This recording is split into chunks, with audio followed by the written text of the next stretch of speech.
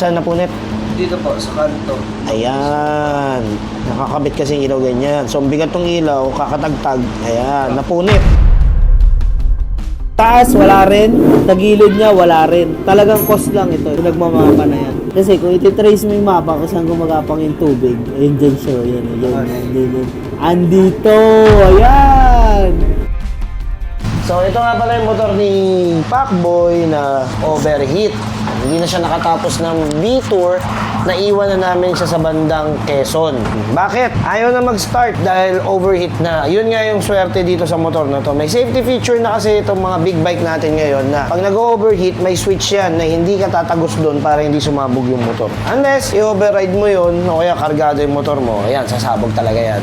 Or may kinalkal ka. Pero sa stock, yun yung safety feature niya. Naging problema namin, ito, yan o, yung ganyang mount ng ilaw. That is very bad. So, ililipat natin to. Sa tagkawayan, sa sobrang tagtag na lens. Saan napunit? Dito po, sa kanto. Ayan. Nakakabit kasi ilaw ganyan. So, ang bigat tong ilaw, kakatagtag. Ayan, napunit. So, nung tinrace ko yung mapa, ayan o, yung puti. Ayan. So, para makita nyo kung saan nanggagaling yung butas. Hindi dahil nandito, hindi dahil ito yung butas niya, hindi.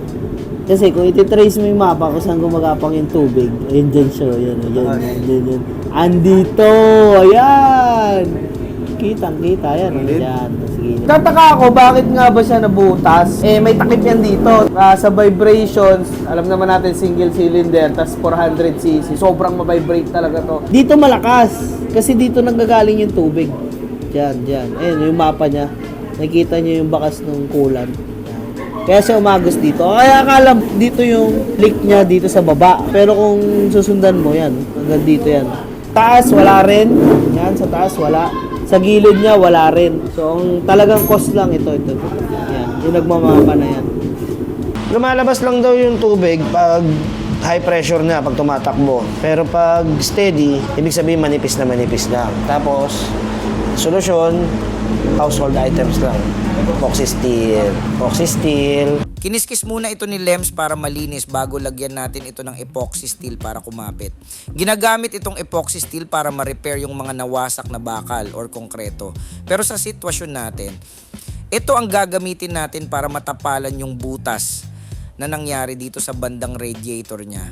So yun nga guys, ito na, nalagyan na natin ng steel epoxy itong radiator dahil sa issue niya na nagli-leak siya. Binigyan muna natin ng paunang lunas para at least maiwasan ang pag-overheat niya sa daan. Ito yung nilagyan natin ng steel epoxy. So medyo marami dahil gumapang po yung crack niya. Kaya nagli-leak siya. Mula rito sa taas, pababa hanggang dun sa bracket niya, nilagyan po natin ng steel epoxy para at least ma-cure natin yung radiator assembly niya na hindi na siya magli-leak at maiwasan ang overheat. Etong auxiliary lights niya is nakapatong dito. Kaya nilipat na lang namin yung auxiliary lights niya dito sa crash guard niya para at least mas matibay at walang magiging issue na dadamay.